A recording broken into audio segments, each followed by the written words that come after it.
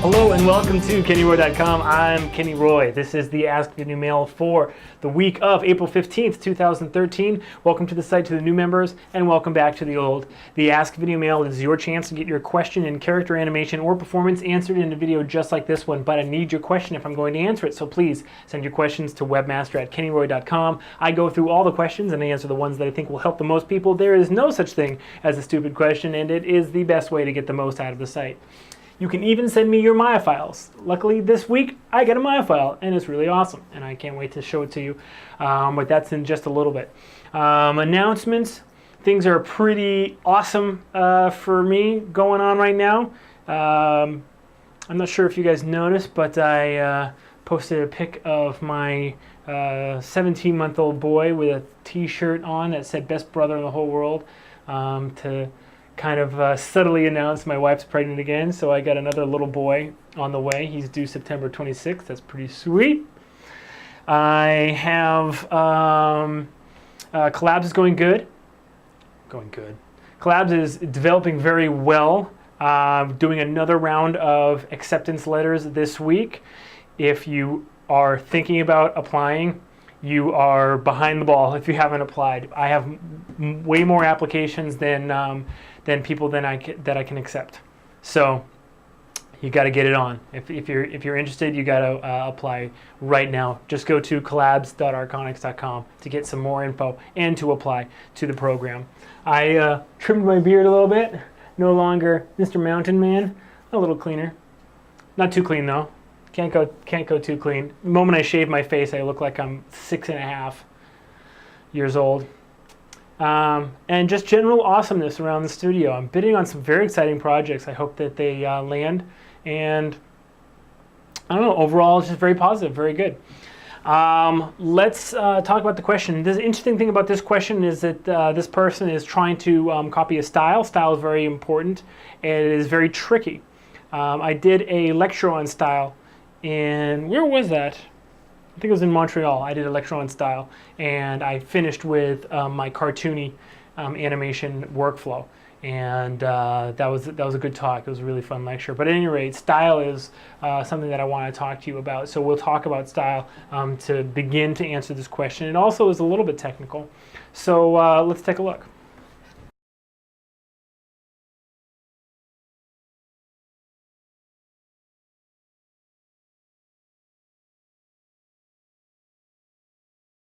So what I think that this animator is kind of keying into is the fact that without style, your animation is really lackluster and it doesn't have that kind of zing and pop that makes it interesting and engaging to watch. And truly the examples that this animator gave, Hotel Transylvania and the new Ninja Turtles series, both have really strong styles. Now, that just because it's a strong style, let me start there. Just because it's a strong style doesn't necessarily mean that it is like a good style or an appealing style. There is different strengths of styles, and within the different like strengths, if you have a really weak style or a very strong style, there is all levels of appeal. Okay, so it's kind of like a 3D rainbow, a 3D spectrum of a color lookup table, for all you compositors out there. A 3D rainbow of possibilities out there in terms of like the strength of the style you're using and the appeal of the style.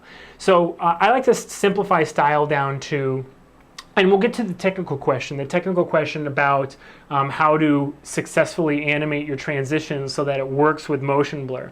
That's very technical. Well, it's half technical and deserves a response, and we'll get to that. I would like to simplify style down by saying the following. Style is the consistent response to the series of questions that you have as you're animating a shot or a piece or a character or whatever, okay? It is the consistent response, all right? So what could be very, very, very weak style? It would be if you have just completely realistic animation. There's no style in visual effects, right? There's no style at all because it has to be almost entirely photorealistic and move completely realistically with realistic physics and mechanics, right? But if you are going just a little bit past reality, then you start having to make choices and decisions that are going to affect the strength or the weakness of your style. And what are those? What could those be? And that's why I say that style is the consistent response. Okay? So let's say you're going to break from reality. You're going to break from the perfectly realistic mechanics, right? What's the first thing you're going to break? Okay? What's the first thing you're going to break? If it's a movie like I don't know, like King Kong, and you want to have the characters, like when they leap in air, hover just a little bit longer than they actually physically should, right? You calculated all the angles and all the arcs and the gravity and the size of it, and you found that you just have this urge to make them like hover in air. Okay? Why, though? Why do you do that? And your consistent answer to that question is your style. Okay? For instance, when they are in air, they seem to be so massive and so powerful that they can almost like break gravity at will. Like their muscles are so powerful that they can fly off the ground. This is Kenny. Sorry about that. Phone call on my cell phone, unknown number. I thought it was a big client. The workings of a studio every day. It's exciting here. So anyway, we're back. One of the best things about the workflow of coming up with style that I've just described is that when your answer is consistent, then you don't have any question marks when you're supposed to use style, like break physics, for instance, and how much you're supposed to use style, because you've gone through the workflow. Look at me, I turned it into workflow again. You've gone through the workflow of coming up with that style. So again, same idea, same movie, right? Where you have like these characters that like they're massive characters, and like when they jump in the air, they almost seem to float up there, right? Why is that? You want them to really feel like they are like so massive they almost control gravity, or in other words, gravity is the attraction of two bodies. We think gravity is negative 9.8 meters per second squared. Well, it is, but that's only because we weigh an infinitesimal amount compared to the Earth. That's gravity on Earth, and that's the attraction of the Earth and our bodies, right? So something would have to be so massive for that to be different, for that attraction to be different. And they say, like, you know, in a vacuum, a feather and a brick, you know, fall the exact same speed. Well, actually, they don't. They fall at infinitely small difference, infinitely different. The difference in their speeds is infinitely small. It's so freaking small because the Earth is so massive. But if, you know, the moon and the Earth are not moving together, well, the moon's in orbit. Bad example. Coming up with horrible examples now. Anyway, so you almost are trying to give, with this style, you're trying to give the impression that these things are so massive that they have a different gravity than us, all right? So that might be some style that you could maybe sneak into a visual effects film, or definitely start with on a feature animation, right? That would be a starting point. And that would be kind of like weak style. And then strong style would be a complete overhaul of all of the rules. But all of the rules have to stand the test of, is it a consistent answer to the question that is being posed, right? So, for instance, if you want the amount, let's just take the same example. If you want the ability to float in air to relate to how happy or sad a character is, all right? And so you tell all your animators, when a character is happy and they are jumping in the air, give them like another like 4 or 5 frames. I want to see happiness in the arcs, even when they're like running or just hopping, or if they're doing anything where they're in the air. I want their mood to be clearly visible to me just by how much they are floating in the air, okay?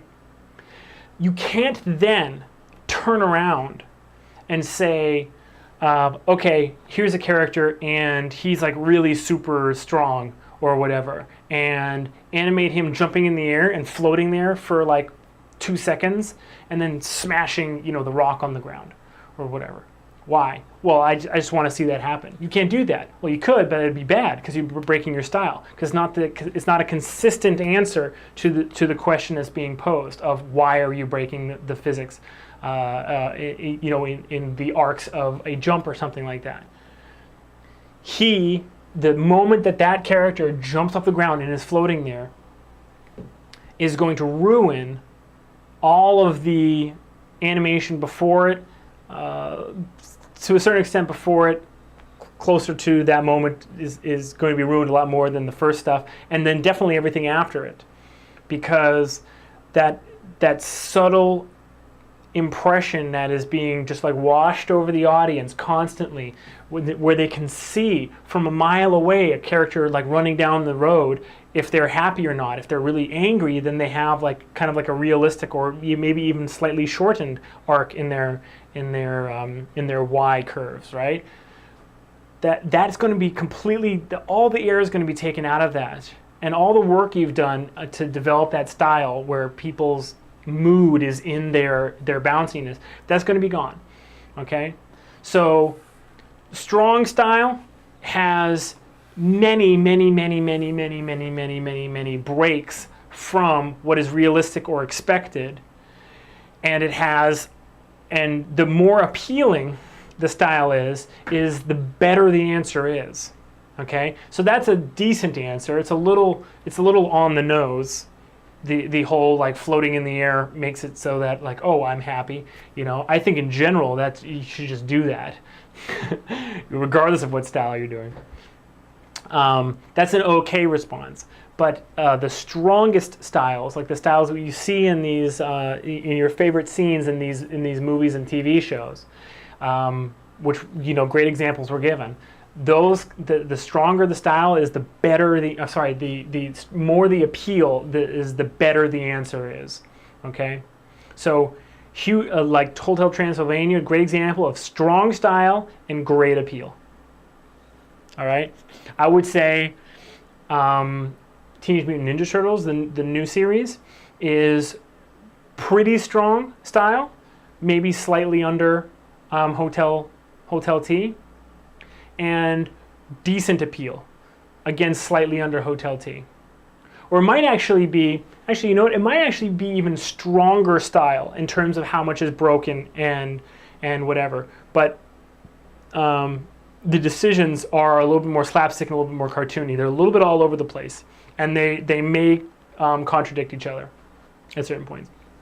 Anyway, so let's take a look at the scene that I was sent and see in terms of motion blur if anything needs to be done stylistically.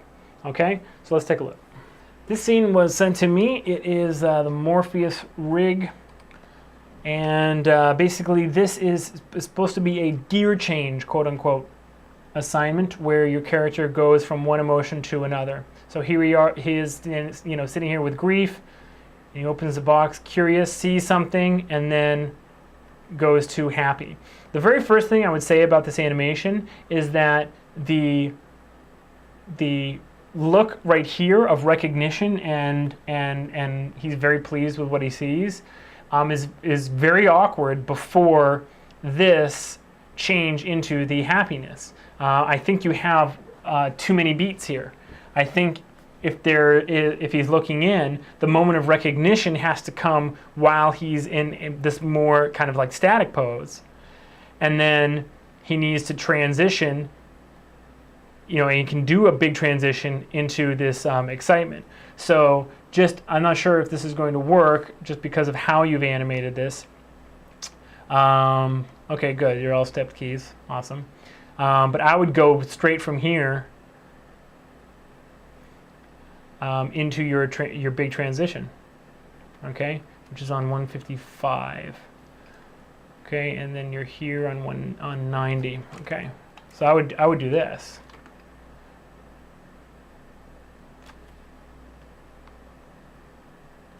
Okay, now this made your scene a lot shorter.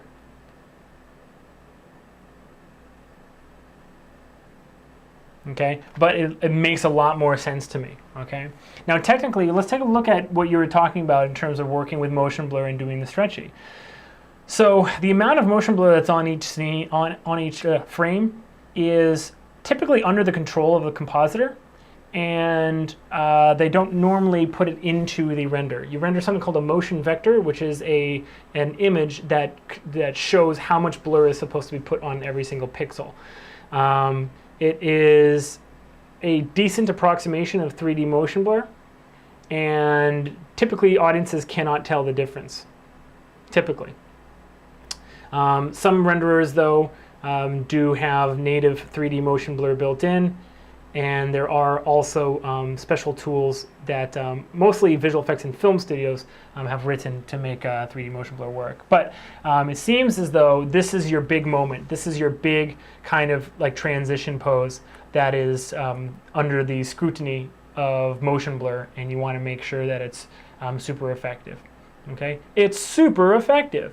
Well, I would say that your instinct right off the bat is right, but you can go a lot further. So let me just kind of like draw out what I'm talking about. If we have our character, all right, and our character is sitting, maybe I should do this with plastic animation paper. Yeah, it's fine. Okay, our character is sitting. You want to make sure that the flash, the image that the audience gets, is very, very, very super strong. You want to make sure that what they see in terms of like the arms and like all the anticipation, whatever, is a very clear image. All right, that's why the film Burning Safari works so well. Is that you frame through it, you get almost as strong a impression of the animation at speed as when you frame through that animation. So you should check out Burning Safari if you haven't seen it before. Another good example was the 11-second club entry. Let me see if I can find it really quickly. Of this guy, Peter Nagy, and I actually did the critique of this shot. Check this out. Watch this play. So this guy is doing like all these gestures, and he's getting really pissed off and whatever, and then this guy is totally calm. One of the best parts of this is this, where he does this gesture, and it takes on, basically it takes on this really awesome curved trajectory, but then it changes direction. And the nicest, the coolest thing is this reversal. If you can see this in the fingers are bent upwards, kind of with that line on the body, and then they reverse over one frame. If you watch that at speed, you get the exact same strength. You see that? You get the exact same strength in that gesture at speed as you do framing through it. Same thing happens in Burning Safari. So what's the point? The point is that you need to line up everything you can so that the motion blur doesn't take away from what you've created. You can't rely on motion blur. You can't say like, oh, well, this is going to be moving really fast, so this is going to be blurred, so I want the blur to go like this. No one ever works with motion blur. It's just not really part of the process, okay? So what you want to do is you want to make sure that that impression, that flash of an image, is as strong as it possibly can be, even if, and here's the great thing about style, even if it is not the logical in-between of an action, okay? Just like the guy is gesturing and his fingers are bent up like this, and then all of a sudden, next frame, okay, they're going up like this. Next frame, they're bent down like that. They're up like this, and then they're down like that, and you have that one frame transition, okay? And this is where Burning Safari is amazing. Look at, in the chase sequence, frame through, especially in the cavern where he's running, frame through that. And I dare you to find a single frame that the run cycle looks like the logical next frame, the logical successive frame after the one before it. You can't, because all they were concerned with in that film was the impression. Okay, so here's what I'm getting at. Whereas you might think that to get the character, excited, his hand might have to stay on here, and this hand is like going upwards or whatever. You see what I mean? Like his hand is still kind of like touching the top of the box here, and this one is kind of like looping over whatever. You don't have to keep anything logical, so you can really make it so that you can even anticipate down with the head and bring the chest up, really stretch the body and the arms as well. And take the hand off the box. You don't even have to have the box. Just like completely forget about it. And then the next frame after this might be the head like flung up almost by the like this, flung up by the straightening of that spine that's bent over in this shot, right, or this frame rather. And the arms might be almost totally straight up. And then the head might come down, the arms might stay where they are, a little bit of elasticity in the arms, and then the whole thing kind of settles like this, and then the arms kind of relax a little bit and come back down just a little bit more, a little bit more realistically, starting to come back to the realism. So you can have that one frame of like super crunched up anticipation where the back is actually like starting to lift up, and then it flings him up, and then he comes back down and his hands kind of overlap that action or overshoot that action.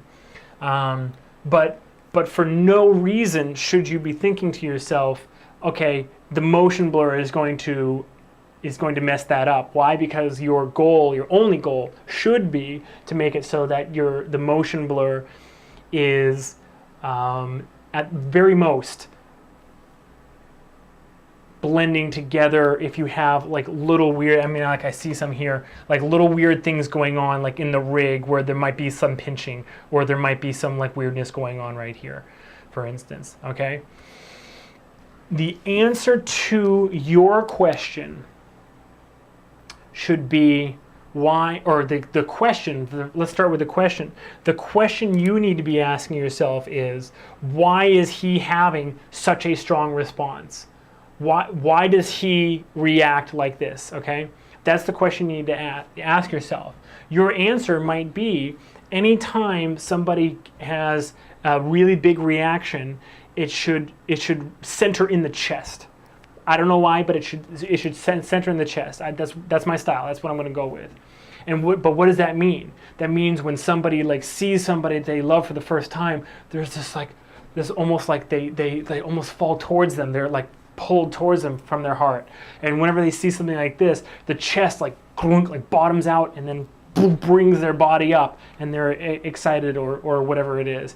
It should not just be, oh, I need to stretch and break the rig because that seems to be what the shows and the movies that I like right now, that seems to be what they're doing. That's not a good enough reason, okay?